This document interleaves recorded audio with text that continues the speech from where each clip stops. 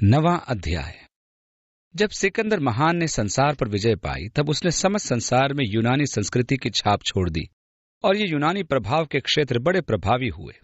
यद्यपि रोमी साम्राज्य ने यूनानी साम्राज्य को जीत लिया, यूनानी सभ्यता की धाक संसार पर बनी रही। संसार रोमी साम्राज्य के अधीन अवश्य था, परंतु उस पर प्रभाव यूनानी संस्कृति का था। यूनानी सभ्यता का झुकाव कला पर था, जबकि इब्रानी सभ्यता विधान आधारित थी। फरीसी इब्रानी संस्कृति के प्रतिनिधि थे। वे अत्यधिक नियमनिष्ठ एवं कट्टर थे। वे व्यवस्था की ओर झुकाव रखते थे, जबकि यूनानी अधिक सांस्कृतिक थे तथा कला आदि में अधिक रुचि रखते थे। इस प्रकार इन संस्कृतियों में आपसी संघर्ष था। इसी काल में इसराइल बटा हुआ था। यहूदी, यूनानी तथा इब्रानी संस्कृतियों में इसराइल बटा हुआ था। सदूकियों को छोड़ सभी यहूदी यूनानी संस्कृति के थे। वे भौतिकवादी थे, जबकि फरीसी और उनके अनुयायी इब्रानी संस्कृति के थे। इस कारण यहूदियों को समझाने के लिए आपको यूनानी सभ्यता साथ साथ इब्रानी संस्कृति का भी पूर्ण ज्ञान होना आवश्यक है। यही कारण था कि परमेश्वर ने पौलुस को अपने उपकरण के रूप में चुना। पौलुस का जन्म तरसुस नगर में हुआ था, जो यूनानी सभ्यता का एक केंद्र था। यद्यपि पौलुस जन्म से इब्रानियों का इब्रानी था, अर्थात उसके माता पिता इब्रानी संस्कृति के थे और कट्टर फरीसी थे, वो 14 वर्ष की आयु तक यूनानी संघ साथियों एवं सहपाठियों के साथ बड़ा हुआ था। इस प्रकार उसकी परवरिश यूनानी संस्कृति में हुई थी। जब वह 14 वर्ष का हुआ, तब उसके माता पिता ने उसे किसी यूनानी विश्वविद्यालय भेजने की अपेक्षा यरूशलेम पढ़ने भेज दिया। वह गमालियल के पैरों में बैठकर शिक्षा पाता था, जो अपने समय का महान शिक्षक व फरीसी था। इस प्रकार पौलुस फरीसी विधियों में रम गया। यद्यपि वो कभी भी यूनानी संस्कृति की पृष्ठभूमि से पूर्णतया स्वतंत्र न हुआ था। एक सही उपकरण जिसकी परमेश्वर को आवश्यकता थी कि उसके द्वारा उन लोगों में प्रचार किया जाए जो यूनानी संस्कृति के थे। इस प्रकार हम अध्याय 9 में देखते हैं कि परमेश्वर ने पौलुस को चुना और पहली 5 आयतों में लिखा है, और शाऊल जो अब तक प्रभु के चेलों को धमकाने और घात करने की धुन में था, महायाजक के पास गया और उससे परमेश्वर के आराधनालयों के नाम पर इस अभिप्राय की चिट्ठियां मांगी कि क्या पुरुष क्या स्त्री जिन्हें वह इस पंथ पर पाए, उन्हें बांधकर यरूशलेम ले आए। परंतु चलते चलते जब वह दमिश्क के निकट पहुंचा, तो एकाएक आकाश से उसके चारों ओर ज्योति चमकी और वह भूमि पर गिर पड़ा और ये शब्द सुना कि हे शाऊल, तू मुझे क्यों सताता है? उसने पूछा, हे प्रभु, तू कौन है? उसने कहा, मैं यीशु हूं जिसे तू सताता है। पौलुस का चुना जाना। पौलुस कहता है, मैं अभी तक उस कार्य के लिए पकड़ा नहीं गया था जिसके लिए अब पकड़ा गया हूं। परमेश्वर ने बड़े नाटकीय ढंग से पौलुस को पकड़ा। यहाँ एक व्यक्ति है जिसको परमेश्वर ने 180 डिग्री पूरा मोड़ दिया। तो अभी वचन में ऐसे इशारे हैं कि परमेश्वर का आत्मा पहले से इस व्यक्ति में काम कर रहा था। जैसा कि प्रभु ने उसे कहा, तेरे लिए पैने पर लात मारना कठिन है। अब पैना वो उपकरण होता है जो हल के सामने लगाया जाता था, ताकि यदि बैल लात चलाने लगे तो वह पैने पर लगेगी और उसको पता लगेगा कि लात चलाने में कोई बुद्धिमानी नहीं। और वह सही भी है, क्योंकि इससे हल चलाने वाले की सुरक्षा होती थी। तेरे लिए पैने पर लात मारना कठिन है। मेरा विश्वास है कि स्तिफनुस की मृत्यु का पौलुस पर बड़ा प्रभाव पड़ा होगा। मैं सोचता हूं, जब उसने स्तिफनुस को मरते देखा, पौलुस ने कहा होगा, मैं इसकी मृत्यु से सहमत हूं, जिसका अर्थ है कि पौलुस जो महासभा का एक सदस्य था, उसने स्तिफनुस की मृत्यु के पक्ष में मत दिया होगा। महासभा का सदस्य होने के नाते पौलुस के जीवन की कई बातों पर प्रकाश पड़ता है। महासभा का सदस्य होने के लिए उसे विवाहित होना था। बाद में उसकी पत्नी का क्या हुआ, इस विषय में पवित्र शास्त्र खामोश है। आरंभिक कलीसिया में कई कहानियां थी कि जब उसने मसीह को ग्रहण किया, तब उसकी पत्नी ने पौलुस को त्याग दिया। उनके 2 पुत्र थे, एक तो पौलुस के साथ गया और दूसरी पत्नी के साथ। परंतु ये सारी बातें दंत कथा हैं, इस पर हम भरोसा नहीं कर सकते। परंतु मेरा विश्वास है कि उसने स्तिफनुस को मरते देखा, स्तिफनुस का संदेश सुना, उसका मुख देख परमेश्वर के आत्मा का अभिषेक देखा। परंतु फरीसी होने के नाते उसने इरादा किया कि वह इस नए पंथ को समाप्त कर देगा जो यहूदियों में से निकल रहा था। इसलिए वह महायाजक के पास गया। बाद में फिलिप्पी की कलीसिया को अपनी साक्षी लिखते हुए वह कहता है, उत्साह में कलीसिया का सताने वाला। और वह दमिश्क गया। तब अचानक से परमेश्वर ने मार्ग में उसको पकड़ा। प्रभु, तू कौन है? और प्रभु ने कहा, मैं यीशु हूं जिसे तू सताता है। तेरे लिए पैने पर लात मारना कठिन है। यहाँ एक रुचिकर बात है। पौलुस तो कलीसिया को सता रहा था, परंतु ध्यान दें, किस प्रकार यीशु ने कलीसिया के साथ अपनी पहचान। इसका मतलब तो ये हुआ कि जो भी सताव आप सहते हैं वो उसके विरुद्ध है। वो अपनी कलीसिया के साथ अपनी पहचान बनाए रखता है। उसने ये नहीं कहा तू मेरी कलीसिया को क्यों सताता है। यीशु ने कहा तू मुझे क्यों सताता है, क्योंकि यह मैं हूं जिसे तू सता रहा है। और वो कांपता अचंभित होकर कहता है तू क्या चाहता है कि मैं करूं, परंतु अब उठकर नगर में जा और जो तुझे करना है वह तुझसे कहा जाएगा। एकदम परिवर्तन, 180 डिग्री पूरा। अब पौलुस के लिए प्रभु की यह आज्ञा बड़ी सरल थी।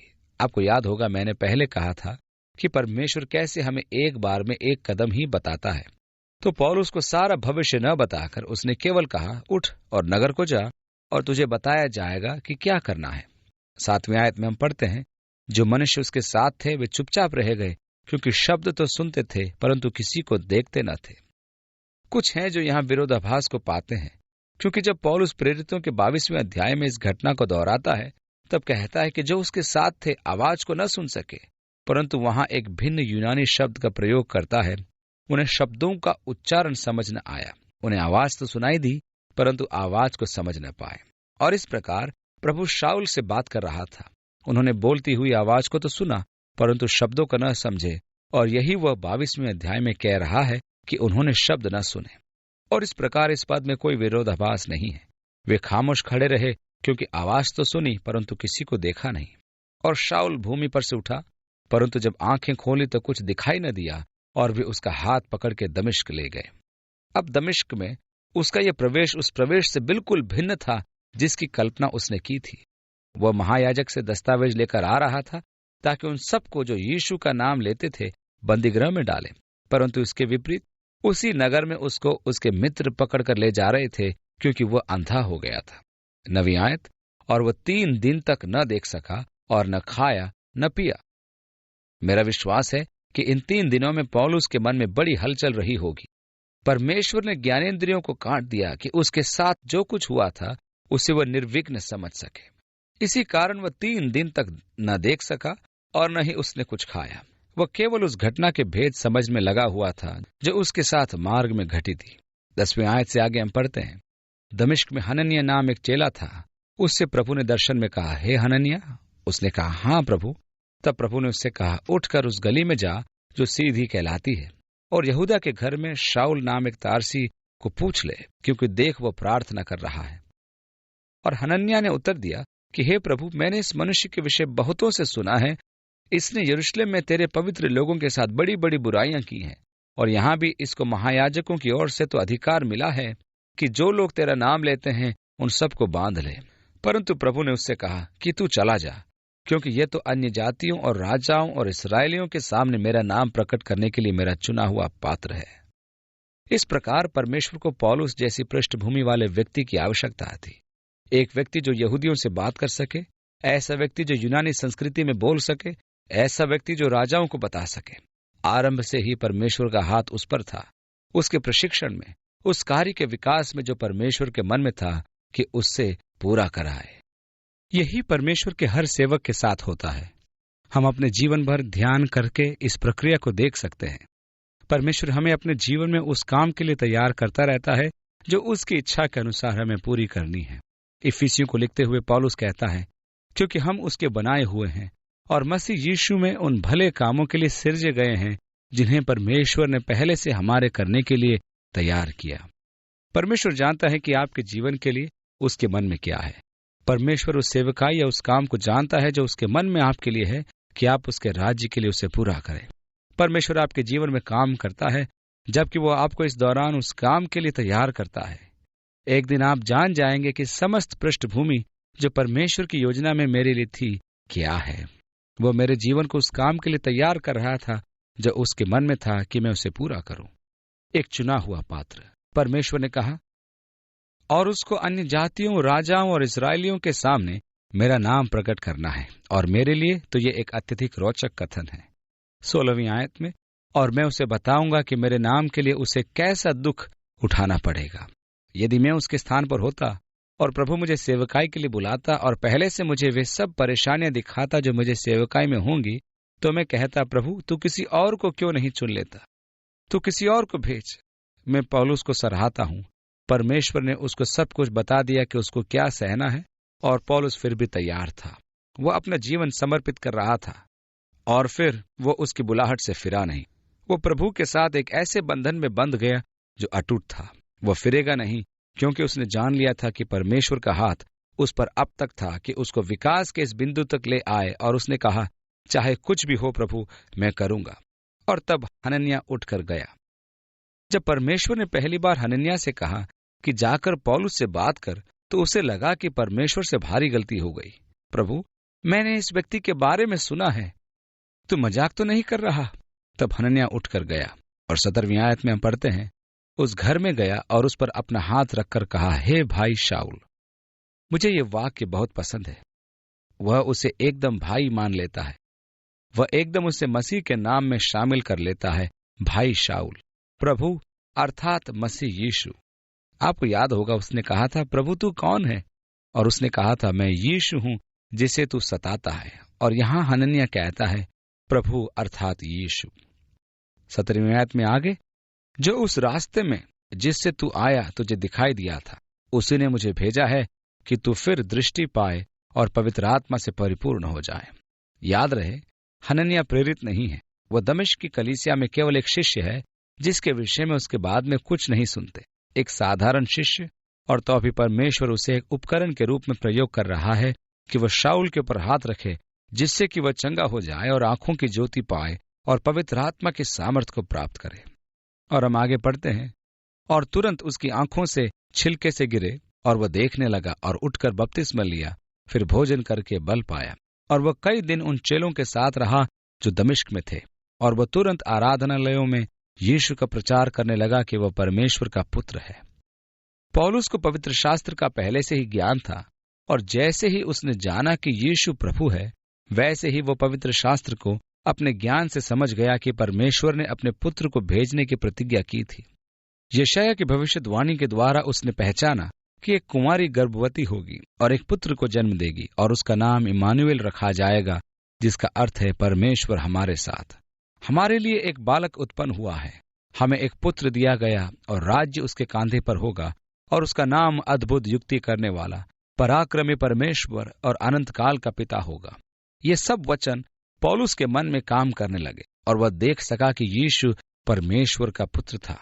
और वह आराधनालय में जाकर यहूदियों में प्रचार करने लगा कि यीशु परमेश्वर का पुत्र है। और सब सुनने वाले चकित होकर कहने लगे, क्या यह वही व्यक्ति नहीं जो यरूशलेम में उन्हें, जो इस नाम को लेते थे, नाश करता था? और यहां भी इसलिए आया था कि उन्हें बांधकर महायाजकों के पास ले जाए। और वे पौलुस के प्रचार से चकित थे। अब पद 21 और 22 के मध्य समय का अंतर है, जिसको इस वचन में दिखाया नहीं गया, परंतु गलातियों की पत्री के अनुसार इस समय पौलुस दमिश्क को छोड़कर बाहर निकला, शरीर की इच्छा के अनुसार नहीं, परंतु परमेश्वर की प्रतीक्षा में उससे पूर्ण शिक्षा प्राप्त करने के लिए। वह सीनै के जंगल में गया और वहां 2-3 वर्ष तक यीशु मसीह में सत्य और मार्ग के संबंध में परमेश्वर द्वारा शिक्षा पाता रहा। इस प्रकार पौलुस का गलातियों को लिखना कि अपने परिवर्तन के बाद मैंने न तो मांस व लहू से सलाह की और न यरूशलेम को उनके पास गया जो मुझसे पहले प्रेरित थे, पर तुरंत अरब को चला गया और फिर वहां से दमिश्क को लौट आया, और वहां उसने सीधे यीशु से सुसमाचार की शिक्षा प्राप्त की। ये वही शिक्षा थी जिससे वह सुनाता था। फिर बाद में उसने कहा, मैं दमिश्क को लौटा। फिर 3 वर्ष बाद पतरस से मिलने यरूशलेम को गया और उसके साथ 15 दिन रहा। उससे शिक्षा प्राप्त करने नहीं, बल्कि वह सब बताने जो हुआ था। तो सीनै के पास अरब में लगभग 3 वर्ष, जिनका प्रेरितों के काम में जिक्र नहीं किया गया। यदि आप उसको वचन में देखना चाहें तो वे 21 व 22 पदों के मध्य पौलुस के मरुस्थल यात्रा के 3 वर्ष हैं। और अब 22वीं आयत में वो लिखता है, परंतु शाऊल और भी सामर्थी होता गया। अब पद 22 में, इस समय तक और भी सामर्थी होता गया। ये 3 वर्ष जब वह प्रभु के साथ था, उसके जीवन के बड़े सामर्थ पाने के वर्ष थे। उनके बारे में थोड़ा चिंतित हो जाता हूं जो आकर कहते हैं, पास्टर मैं सेवकाई में अब भी निकलना चाहता हूं। और मैं कहता हूं, ठीक है, आप कितने समय से मसीही हैं? ओह, अभी तो 2-3 महीने हो गए साहब। और वे एक पुलपिट की खोज में होते हैं जहां वे पास्त्रीय सेवकाई करें। पौलुस को पवित्र शास्त्र का बहुत अच्छा ज्ञान था, तो अभी वो एकदम सेवकाई में नहीं गया, परंतु स्वयं को तैयार करने में समय लगाया 3 वर्ष अरब में जहां प्रभु के द्वारा सिखाया गया। परमेश्वर उन उपकरणों का प्रयोग तो करता है जिन्हें उसने तैयार किया है, परंतु किसी भी प्रभावी सेवकाई का मुख्य भाग तैयारी है। मेरे विचार में यह एक बड़ी भारी गलती है कि कलीसिया में लोगों पर बहुत जल्दी हाथ रख दिए जाते हैं। मैं सोचता हूं कि कलीसिया में बहुत वर्षों से एक दुखद प्रथा चल रही है कि जब कभी कोई प्रसिद्ध व्यक्ति विश्वास में आता है तब उसे एकदम कलीसियाओं में कॉन्फ्रेंस या कन्वेंशनों में बुलाने लग जाते हैं और वे इधर उधर फिरने लगते हैं। दुर्भाग्यवश वे देश में भीड़ को अपनी साक्षी देते हुए इतना समय लगा देते हैं और इस प्रकार से वे कभी भी वचन में जड़ नहीं पकड़ते, उनकी कभी नींव नहीं बनती। कितने ही ऐसे प्रसिद्ध लोग जो अपनी साक्षियों के साथ इधर उधर जाते हैं और फिर कुछ समय बाद आप पूछते हैं, भाई फला व्यक्ति कहाँ है? तो फिर आपको जवाब मिलता है, अरे वो तो विश्वास से पीछे हट गए। इसका कारण था कि चर्च ने यह मानकर गलती की कि एक व्यक्ति जो एक स्थान पर सफल हो सकता है वह हर जगह सफल होगा। यह ठीक नहीं, ऐसा मानना गलत है। बहुत से बुद्धिमान वैज्ञानिक हुए हैं जिन्होंने प्रभु को ग्रहण किया और एकदम हर कोई चाहता है कि वे आएं और अपने मन परिवर्तन के अनुभव को बताएं। हो सकता है कि जीव विज्ञान में आप अति बुद्धिमान हो, परंतु इसका यह अर्थ नहीं कि आप परमेश्वर के वचन के बारे में भी बहुत कुछ जानते होंगे।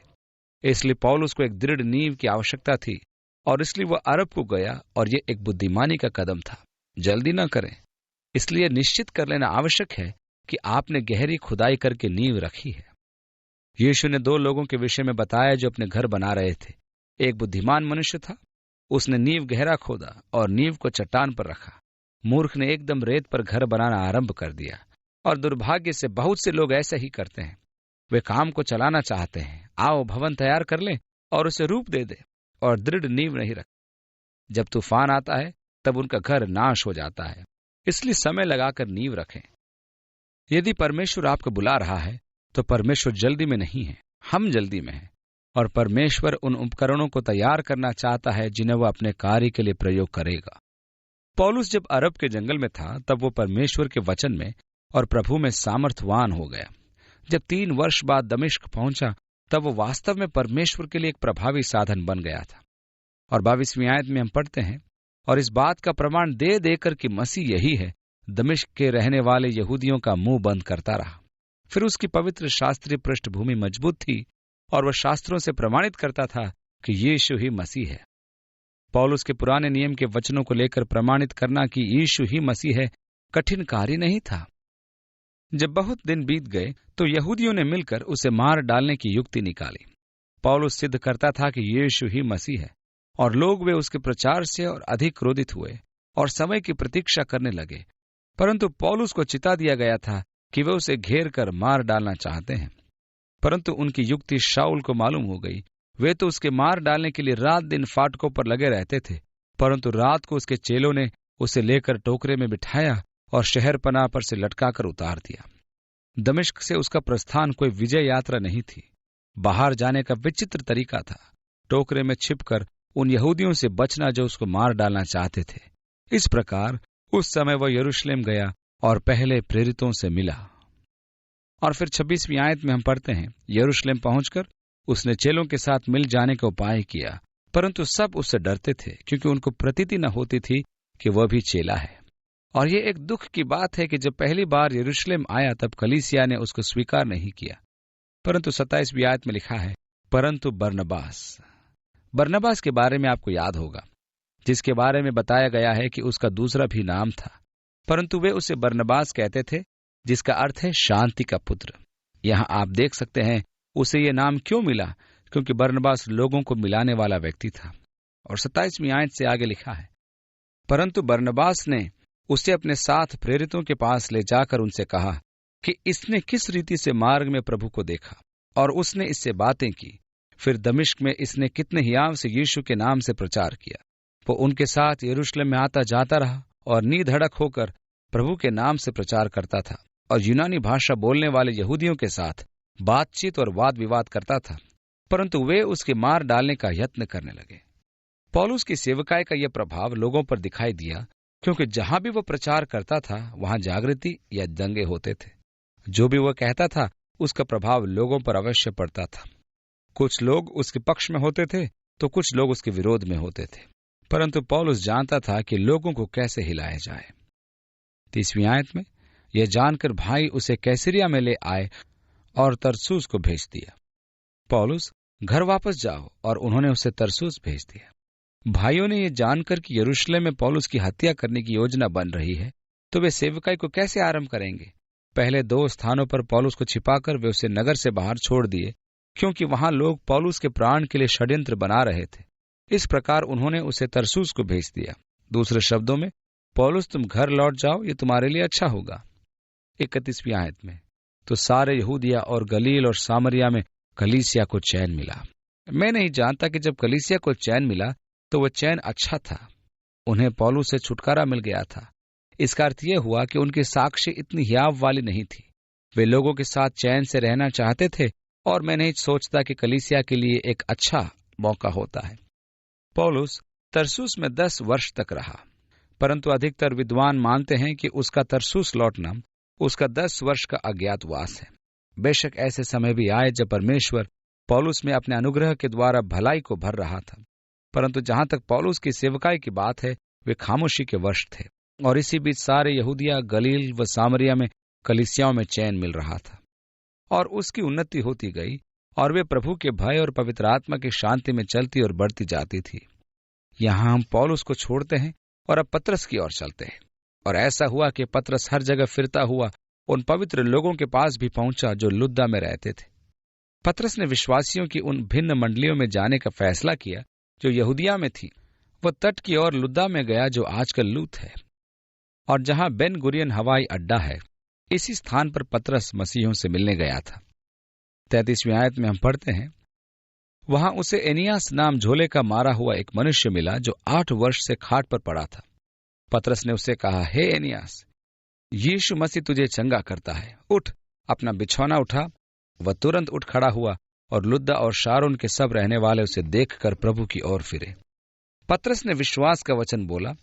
विश्वास के बोले हुए उस वचन में सामर्थ्य थी। इसकी व्याख्या करना महत्वपूर्ण है। कुछ ऐसे भी लोग हैं जो इस शिक्षा को लेते हैं और हद को पार कर जाते हैं और मनुष्य को ईश्वरत्व तक पहुंचाते हैं। आप जो चाहें पा सकते हैं, आपको केवल विश्वास से बोलना है। वे बोले गए वचन की सृजन शक्ति की बात करते हैं। आप जो चाहते हैं विश्वास द्वारा बोल दें। मैं अरबपति होना चाहता हूं, मैं बड़ी गाड़ी लेना चाहता हूं, मैं एक बड़ा घर बनाना चाहता हूं, इत्यादि। ऐसा नहीं हो सकता। मैं परमेश्वर के कार्यों को निर्देशित नहीं करता, न ही मैं उस अवस्था में होना चाहता हूं कि परमेश्वर के कार्यों को निर्देशित करूं। वे परमेश्वर के कार्य हैं, वे सदा उसी से आरंभ होते हैं। यह महत्वपूर्ण है कि मैं परमेश्वर के कामों को पहचानूं कि क्या कर रहा है, और यही सच्ची कुंजी है। इस प्रकार ऐसे समय आ सकते हैं जब प्रभु चाहे कि हम विश्वास के वचन किसी से बोले और उससे कहें कि वह विश्वास में कहे गए वचन का पालन करें। यीशु कई बार ऐसा करता था। ढांढस रखो, और आज रात में वह विश्वास का वचन बोलना चाहता है। छुटकारा पाकर स्वतंत्र हो जाओ, और हमें इन वचनों पर विश्वास करना है। प्रभु के द्वारा कहे गए वचनों में सामर्थ है, प्रभु के वचन में सामर्थ है, और जब हम उस वचन को हमारे मुंह से बोलते हैं तो विश्वास के साथ बोलें, और प्रभु अपने कार्य को करेगा। पतरस ने विश्वास के शब्द कहे थे। हम भी विश्वास के वचन बोल सकते हैं और विश्वास की शक्ति को देख सकते हैं। यह एक उचित विचार है जिसका हम प्रयोग कर सकते हैं, परंतु हमें सीमा पार नहीं करनी चाहिए। इस प्रकार एनियस की चंगाई के परिणाम स्वरूप शारोन घाटी के क्षेत्र के लोगों ने विश्वास किया। आगे लिखा है, याफा में तबीता अर्थात दोरकस नाम एक विश्वासिनी रहती थी। इस नाम का अर्थ है हिरनी। अति सुंदर नाम। वो बहुतेरे भले भले काम और दान दिया करती थी। उन्हीं दिनों में वह बीमार होकर मर गई, और उन्होंने उसे नहलाकर अटारी पर रख दिया। और इसलिए कि लुद्दा याफा के निकट था, चेलों ने यह सुनकर कि पतरस वहां है, 2 मनुष्य भेजकर उससे विनती की कि हमारे पास आने में देर न कर। तब पतरस उठकर उनके साथ हो लिया, और जब पहुंचा तो वे उसे अटारी पर ले गए, और सब विधवाएं रोती हुई उसके पास खड़ी हुई, और जो कुर्ते और कपड़े दोरकस ने उनके साथ रहते हुए बनाए थे दिखाने लगी। ये सब चीजें वह गरीबों के लिए बनाती थी, एक अद्भुत सुंदर स्त्री। 40वीं आयत में, तब पतरस उठकर उनके साथ हो लिया। उसे शायद यीशु के जीवन का वो अवसर याद आया जब याईर अपनी पुत्री के बारे में यीशु के पास आया था। जब याईर के घर यीशु जा रहा था तो सेवकों ने आकर बताया, गुरु को तकलीफ न दे, तेरी बेटी मर गई है। यीशु ने उनसे कहा, डरो मत, वो मरी नहीं, सो रही है। जब वे उसके घर में आए तब शोक करने वाले वहां जमा थे और वे सब इस 12 वर्षीय याईर की पुत्री के लिए विलाप कर रहे थे। उन्हें देख यीशु ने कहा, ये मरी नहीं, केवल सो रही है। और वे उसकी हंसी करने लगे व ठट्ठा करने लगे। उसने उन सबको बाहर निकाल दिया और अपने साथ पतरस व यूहन्ना को लेकर वो अंदर गया। फिर उसने उसे कहा, तलीता, छोटी लड़की उठ। वो उठकर इधर उधर देखने लगी और यीशु ने उसका हाथ पकड़कर उठाया और उसके माता पिता को सौंप दिया और कहा, इसको कुछ खाने को दो। पतरस ने देखा था कि यीशु ने उन अविश्वासियों और शक करने वालों को बाहर कर दिया था। पतरस ने भी ऐसा ही किया। वे सब मसीही थे, क्योंकि वे सब उसकी मृत्यु पर विलाप कर रहे थे। इसलिए पतरस ने उन्हें बाहर निकाल दिया। वे उसके भले कामों को याद करके रो रहे थे। देखिए, ये सब सुंदर वस्तुएं जो उसने बनाई थी, कितनी अच्छी बहन ये थी। पतरस ने उनको बाहर निकाल दिया। वो परेशान नहीं होना चाहता था। उसकी जगह यदि मैं होता तो मैं भी यही करता। तब पतरस ने उन सबको बाहर कर दिया और घुटने टेक कर प्रार्थना की और लोथ की ओर देखकर कहा, हे तबीता, उठ। उसने उसका नाम तबीता लेकर पुकारा। और ध्यान दें कि यह वैसी ही पुकार थी जैसे यीशु ने उस छोटी लड़की को दी थी, तबीता उठ। अब वो एक मृतक से बात कर रहा है, उस लोथ से जो वहां थी। कितनी विचित्र बात है, एक लोथ से बात कर। पहले तुरंत उसने घुटने टेक कर प्रार्थना की और फिर मुड़कर कहा, तबीता उठ। तब उसने अपनी आंखें खोल दी और पतरस को देखकर उठ बैठी। उसने हाथ देकर उसे उठाया और पवित्र लोगों और विधवाओं को बुलाकर उसे जीवित और जागृत दिखा दिया। ये बात सारे याफा में फैल गई और बहुतेरों ने प्रभु पर विश्वास किया। और पतरस याफा में शमौन नाम किसी चमड़े का धंधा करने वाले के यहाँ बहुत दिन तक रहा। यूहन्ना के 14वें अध्याय में हम पढ़ते हैं, मैं तुमसे सच सच कहता हूं, जो मुझ पर विश्वास लाता है, जो काम मैं करता हूं वह भी करेगा, बल्कि इनसे भी बड़े बड़े काम करेगा, क्योंकि मैं पिता के पास जाता हूं। और जो कुछ तुम मेरे नाम से मांगोगे वह मैं करूंगा, ताकि पिता के पुत्र में महिमा हो। यदि कुछ भी मेरे नाम से मांगोगे वह मैं करूंगा। और यहाँ पतरस उसी प्रकार के काम कर रहा है जिस प्रकार के काम यीशु ने किए थे। और यहाँ ये अद्भुत चमत्कार याफा की कलीसिया में पवित्र जन मृतक दोरकस को जीवित करने के द्वारा हुआ। तो इस प्रकार उस शक्ति को हम देखते हैं जो अभी भी आरंभिक कलीसिया में थी। और ये आरंभिक कलीसिया का एक चिन्ह था, पवित्र आत्मा की वह शक्ति जो कलीसिया के द्वारा काम करती थी। क्या ये बात हम मान ले कि परमेश्वर इस सामर्थ्य तरीके से काम नहीं करता आजकल? मेरे विचार में यह सोचना गलत है। यीशु मसीह आज और कल और सदालों एक सा है। इसलिए मैं विश्वास नहीं करता कि यदि कलीसिया में सामर्थ्य की कमी है तो वो परमेश्वर का दोष है। मेरे विचार से तो दोष कलीसिया का है, हमारा दोष है। मुझे तो लगता है कि कमी हम में है।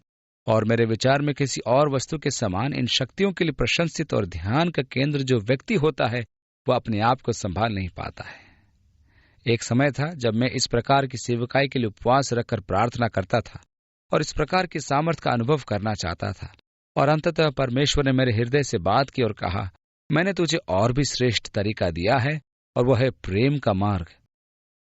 मृतकों में से जी उठने की तुलना में यह कहीं अधिक महत्वपूर्ण चमत्कार है, प्रेम का चमत्कार। परमेश्वर का हाथ छोटा नहीं हो गया, परंतु आज हम चमत्कारी आराधनाओं में सच्चाई के बदले बनावट अधिक देखते हैं। जो लोग सामर्थ्य रखने का दावा करते हैं, ये वे लोग हैं जिन पर मैं मेरी पीठ के पीछे भरोसा नहीं करता। मैं उन्हें जानता हूं। अब इसका अर्थ यह नहीं कि हमें इसकी इच्छा नहीं करनी चाहिए, क्योंकि परमेश्वर ने इसके बारे में मुझे बताया है, परंतु इसका अर्थ यह है कि शायद परमेश्वर ने आप में काम किया और आपका प्रयोग किया, और यदि ऐसा है तो मैं इसके लिए परमेश्वर की स्तुति करूंगा और उन कार्य में खुश होऊंगा जो परमेश्वर आपके द्वारा करवाता है। अब हम 10वें अध्याय में जाने के लिए तैयार हैं। ये काफी लंबा और एक महत्वपूर्ण अध्याय है, क्योंकि यहाँ अन्य जातियों में सेवा के आरंभ को हम देखते हैं। आइए हम प्रार्थना करें।